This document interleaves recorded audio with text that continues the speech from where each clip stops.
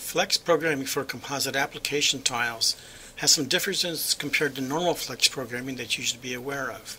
One of these is in the area of accessing public variables which have dependency injection. We will start by showing how one would normally set up and access initial values in normal flex programming. Then we'll move on to showing the right way of doing it with composite application tiles. In this example, we have a composite application service whose value is bound to this public variable at initialization time by dependency injection. Normally, we would use an applicationComplete event to call some function to access that value. However, this would be wrong because at this point the service is null. We've not finished completing our parsing of the dependency injection annotations. So composite applications have a new event, AnnotationParseEvent, to let you know when it's safe to access these variables.